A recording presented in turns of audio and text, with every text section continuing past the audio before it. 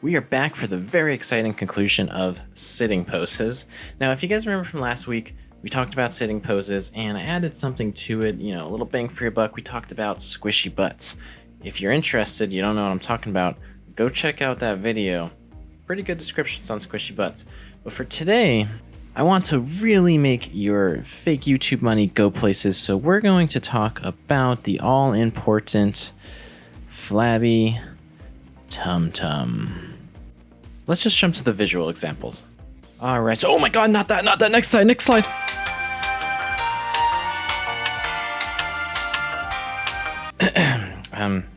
So we're talking stomachs, okay? So here we have a normal person standing, right? We're talking about male figures today, so I made it more male specific. And what we want to remember is that when someone sits, you generally get a kind of a squish of the stomach. Now, I exaggerated this a little bit, right? But I just want to really emphasize that everyone, even if you're chubby, just a little tubby, skinny, fat, whatever it is, everyone's stomach rolls in some sort of a regard when you sit down. There's a reason for that. When you're standing, for the most part, your body is fully erect. So you have kind of like a stretch side and a pretty much stretch side, kind of compressed, but you're not getting too much of like a folding or compression action on the back there. Now, when you take a seat, all of a sudden your leg has come up, and depending on how you're sitting, your leg could come up higher or lower. But what's happening is you're starting to see a compression now where this is starting to press into this. So generally speaking, even if you have good posture, you're going to have some sort of a effect from that push-up of the hip. Now, this can be even more exaggerated when you start to have that slouchy posture that I'm sure a lot of us have developed after being on Zoom for hours. But at the end of the day, you just want to remember that, again, it goes along with pretty much everything, even fabric. If there's a stretch, there is going to be some sort of a compression. So we all probably know this. Why is it important? Why am I telling you about your stomach rolls, right? You kind of want to ignore that problem.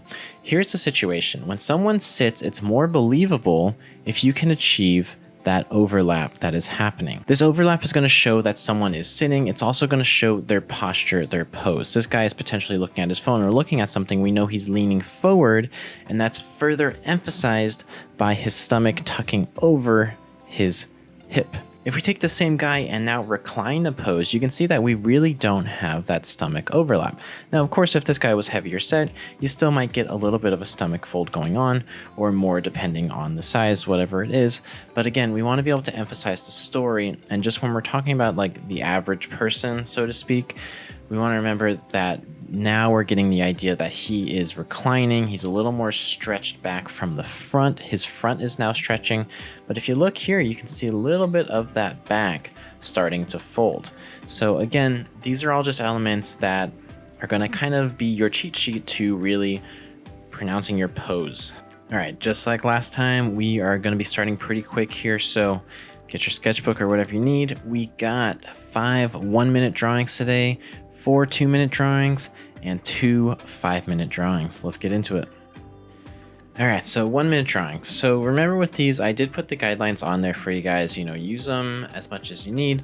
But with 1 minute, you really just want to be loose, gestural, and really just kind of move from head to toe. This is where you kind of want to forgive yourself a bit on the proportions, forget about anatomy, and kind of just get the essence and the feeling of the pose going on. Without thinking too much of all the bumps and curves and muscles and stuff going on. So again, remember, we have a lot going on. We have that squish of the bottom half. We have some stomach overlay, depending some of these models that I found. Some are skinnier, some are bigger. So of course you can play that up as you want. Remember, these are things that are going to kind of quickly illustrate the point. If I can see that someone's stomach is overlapping their hips, I kind of quickly understand the pose a little better. Okay, so now we're jumping to that second one that we looked at already, the reclining pose. So a little bit different of a pose. You really want to see the shape on this one too. So remember, this is gestural, but we're trying to capture that shape we're seeing. And I'm seeing like triangular kind of thing going on there. So make sure you're seeing that. Look for the big picture and then come in and kind of capture those details here. When you find something to be complicated, the best thing you can do is to just kind of break it down into that outside silhouette or some sort of big shape. And then you come in and you can just kind of fit in the drawing into that shape. It might sound kind of weird, but I'm going to do it on the next pose. And you guys will see what I mean a little bit by that. When a pose gets a little too complicated for you, it's best to kind of work on the outside and then come back in. This could be a new way of thinking about it for you. I think we did tackle this once in a previous video too. Let's give it a try. So, okay, this pose, the guy was very closed. I didn't mean to rhyme right there, but it would be hard for me to start figuring out. There'd be a lot of kind of like me second guessing my lines. So what I did was I just went straight in and I figured out the outline. So I kind of see where these points connect, looking for the overlap, but I'm not really thinking about that right now. I'm going just pure exterior. So you can see here, boom, I already have the shape. I have essentially the silhouette of my figure. Now I can come in and worry about the nooks and crannies, the bumps and the curves, all that stuff, right? And it's gonna start to look a lot better, make a lot more sense. And you kind of have this nice like dot to dot kind of action going where you know where to put things now. And you can see I'm kind of like more confidently throwing my lines around. So it's kind of fun to try. Definitely when you have a closed shape like this, I highly recommend it, especially with any of these if you get confused going into it. All right, we have another reclining pose, different model here than the last one. But you can see even so, this is a pretty skinny guy, right? If he stood up, we'd probably see him really skinny, but even he has a little bit of that belly fold, which is why I bring it up, just because I think it is an important thing to kind of acknowledge and add into your art when you can. Of course, you know, there are people that are skinny enough that they don't have that belly flap and all that stuff too. So, you know, it's a depending on the situation kind of thing. This was definitely one where I wasn't really feeling my gesture at first, but I kind of pushed myself through it, saw it to the end, and I was a little bit happier with it at the end. Of course, there's things I would change, but we have to be a little more forgiving with ourselves in these 1 minute drawings, and just kind of get the essential feeling of the pose. And I think overall, I did capture the feeling. Last 1 minute here. Okay, we're moving from this one. So I know this isn't necessarily a sitting pose, but I thought this was nice and different. This is one that you can definitely tackle that exterior from if you guys were feeling that. If not, you can kind of do it how I'm doing it, where I'm really just looking for some like loose shape design on this one. I want to kind of understand that we're looking at this guy a little bit from above. We're kind of on his level, but we're looking a little bit down on him, and I kind of wanted to play up that element a little bit here. So I really like the curve that we were getting from the hips to the knee. So I kind of played that up, and from there the figure just kind of came together pretty simply. So on this one, even though it was 1 minute, I actually had time to come in and add a little bit more detail, fix up my head direction, that kind of stuff. So again, that exterior can really be helpful. All right, so now we're jumping to our 2 minute poses, okay? Remember, 2 minutes is a little more time, and it's gonna feel pretty good after those 1 minute poses, but it's still only 2 minutes. Think about how quick 2 minutes goes when you're busy. It goes by pretty quick. So really cool kind of leaning back, you know, action movie shot here. Remember, for this, line of action is going to be your best friend. It's an action shot. If you want to add even more motion and movement into it, like you want to pretend like this guy is maybe falling from a building, shooting back, jumping out of a window, whatever, you know, typical action movie stuff. Line of action, push it even further than this picture. And you'll get a pretty good looking outcome. So again, with this, you can see that I threw in some guidelines, but I'm kind of, for the most part, ignoring them a little bit. 2 minutes, again, is really not that much time to worry so much about proportions. You kind of want to be considering them. You want to see them, acknowledge them. But at the same time, you want to be able to move through and kind of just throw in some gestural lines and then fix it as it goes.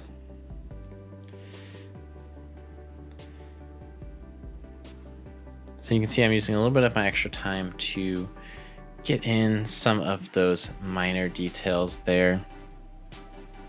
Here I'm playing up a little bit of that stomach fold, and then I need to find the leg in there. So obviously this pose is a little bit off. Again though, my main goal was trying to just get through the pose and worry about fixing it later. So if I wanted to, I have a pretty good point to jump off of that I could come back and edit this up. Okay, so we have a nice seated pose here. Someone kind of hunching over. I tried to find pictures of moments that I think that people could really use and utilize within storytelling elements, right?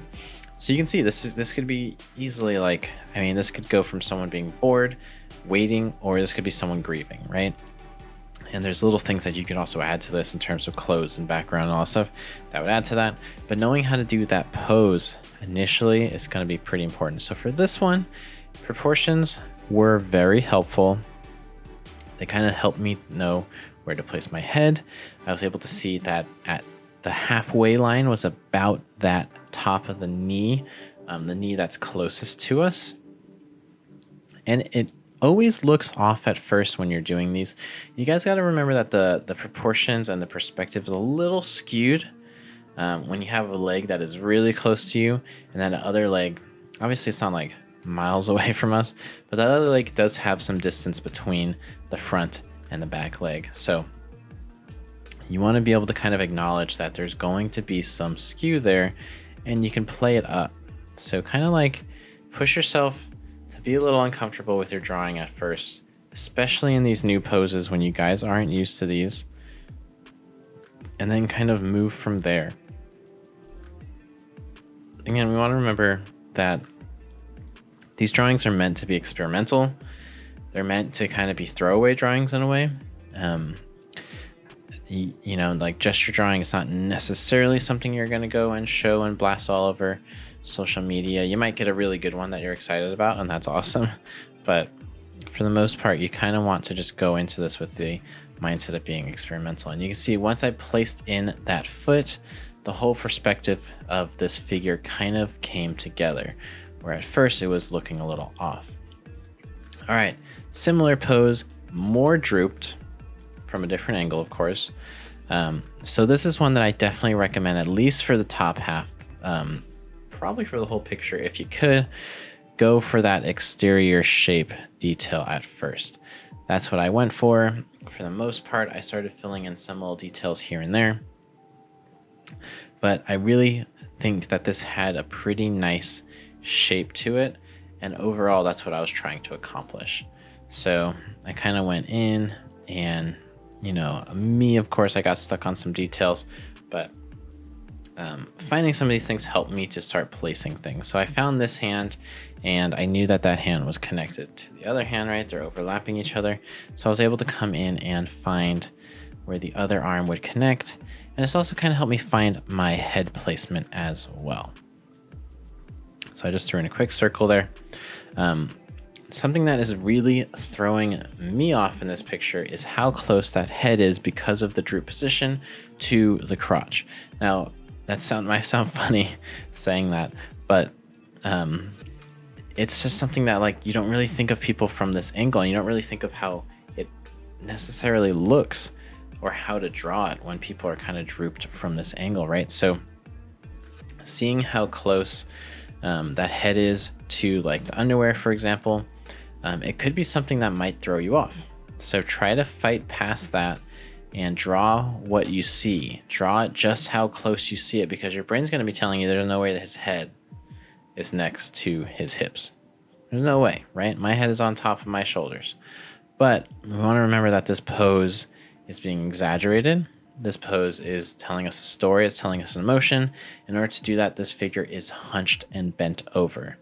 And this is going to be the best way that we illustrate that. All right, seated poses do include people in wheelchairs, right? And what you want to remember that's really important with these figures is that the wheelchair is a part of their overall proportions and height. So therefore, it's a part of them. It's a part of their gesture. And whether you are confident about drawing wheelchairs or not, probably not. I mean, I don't know how often you guys are drawing wheelchair figures. You want to get some sort of gesture in of the wheelchair itself too. So you can see my proportion lines. They go from his head to the bottom wheel that is furthest to the ground. Okay, this is because, again, the chair is a part of his proportions, and I'm not going to ignore it. This isn't some guy just hovering in space, sitting on a cloud of nothingness. Just like this isn't someone just sitting on a bench. This is a wheelchaired figure, and we want to make sure that that's a part of him as well. So this might be something that's a little bit out of your comfort zone, and I think that's really good if it is. Push yourself. Just try to draw in something that resembles a wheelchair, whether you can figure it out or not. Something that really helped me was to see that the top of that big wheel that I just drew was at the halfway point. That was a pretty good indicator for me of where to place it. And then I started to be able to figure out where I can place everything else. And I just threw in like simple hints that tell the audience that this is a wheelchair. Again, it's a 2-minute drawing. I'm not going for Professor Xavier fully comic book illustrated, right? I'm going for a really quick interpretation of this wheelchair, and I just wanted it to be believable. And what I have now is basically enough to kind of sell the story. Man, these drawings go fast. All right, we are on the 2 last drawings, both of them 5 minutes. So what I want to tell you guys here is that's 3 minutes more than the 2-minute poses, right? So that is double what we just got done doing, over double. So take your time with some of the proportions here. Don't ignore the cheat sheet that I give you. Put them into your page. Please try them out. It's something that once you kind of start using it, you'll be able to do it without putting it on the paper. But until you start using it and just kind of drawing it on there first, you won't learn how to kind of use it without seeing it, if that makes sense. So anyways, a couple things here. The last ones I always choose are the ones that have some forced perspective, some foreshortening going on. And we really want to remember with this one that we are looking up at him, okay? We are on the ground, sitting on the ground possibly. He is up on a nice high stool, and we need to tell that story within our picture. So what I did was I stole the lines, I drew in his head, and I checked the angle that goes from his forehead to that right knee, as well as from the back of his head to the other knee, the one that is on our left, the one that is kind of like the longest of, the longest leg. Now this helped me a lot along with my proportion lines, because I was able to see that right above the halfway line was where the right knee started, and I was able to just immediately throw something in. Now I can see that the left knee starts right under the halfway line, and again, this is a really great indicator of where to place this. So I drew those things right off the bat, just kind of assuming their position based off of that information, and it gave me the perfect placement of the torso that allowed me to create a torso that looked realistic from this foreshortened perspective. Okay, because we need to remember that the perspective here is throwing off our average proportions. Okay, average proportions tell us that the halfway point is about just below the waist. Okay, it's at the hip. It's right where the leg pokes out, right where that great trochanter points out. Okay, that is not happening here, and we need to put that within our picture in order to successfully show the foreshortening here. I know I'm kind of driving this point home really hard, but I do really just kind of want to emphasize that point. Now, again, you have a lot of time, so you can see me playing around with some of the detail here. If this was a 1 minute or a 2 minute drawing, I wouldn't have even messed with this instrument. But here I am messing around with it. So you guys can see I already kind of threw this position off. So I'm going to come in here and quickly correct it best I can. Just that hand was just definitely not that far out. So now I can kind of play with it. And again, just kind of find some of these minor details. So once you start to build these things, you can kind of guess the overlap. So I can look at this left hand.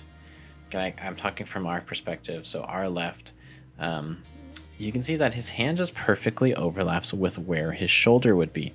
So why am I going to go into the detail of drawing his shoulder and his other arm, or his upper arm, I should say, if it's being covered? And this is why I say overlapping is important, and use it to your advantage, because not only is it telling me where I can place my hand, which is important and useful, it's allowing me to cover details I don't have to draw, and I can spend time elsewhere.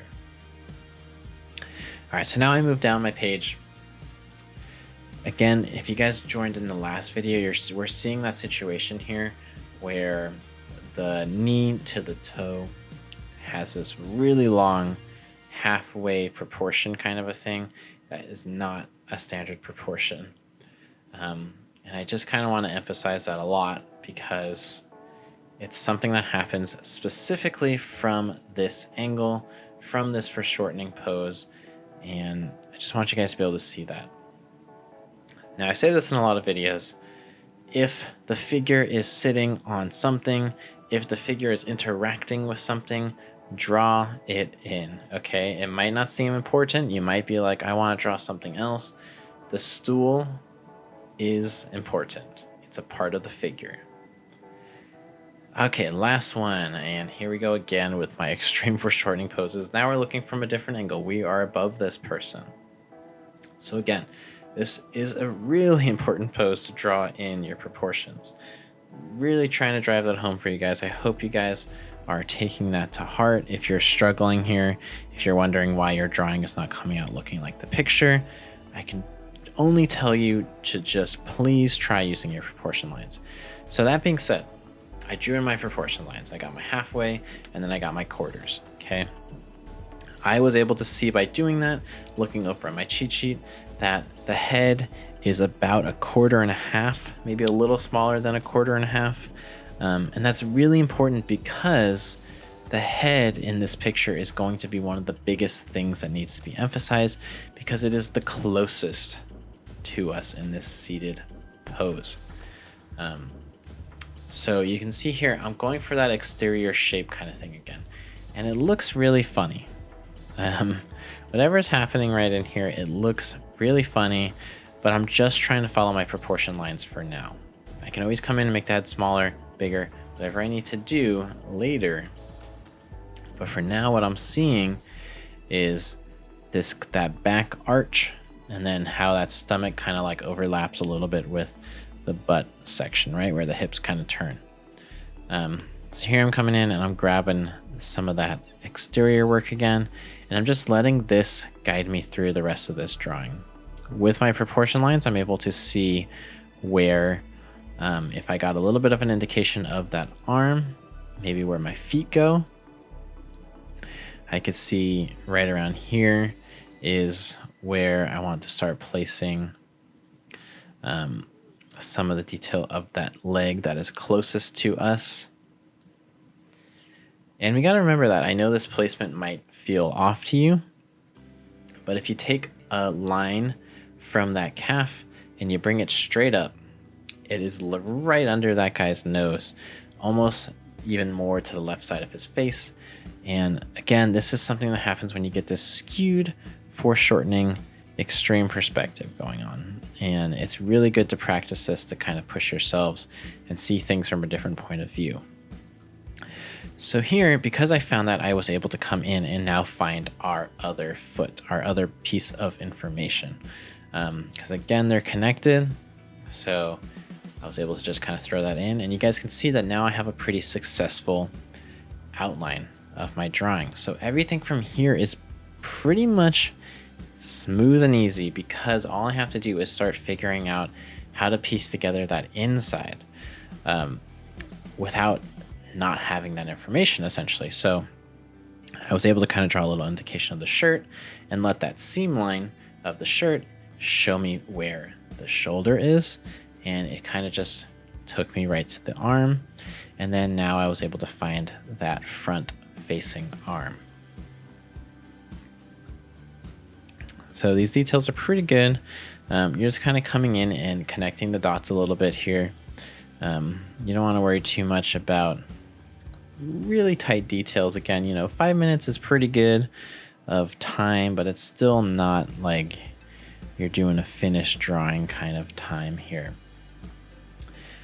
Now is the time though when you can come in and kind of make some corrections if you feel like your proportions are super off.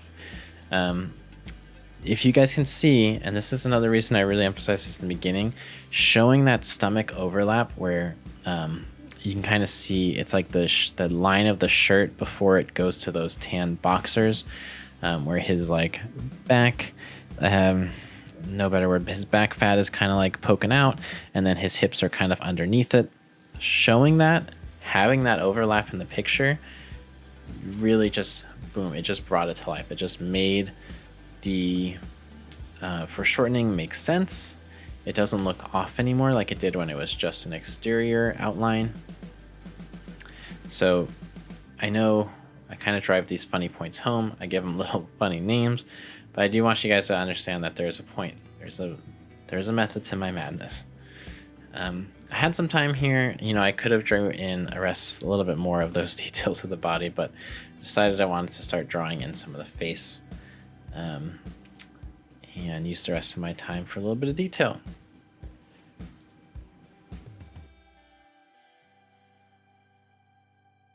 And that's it, guys. I hope you enjoyed this. So that is going to be the last one of the seated poses.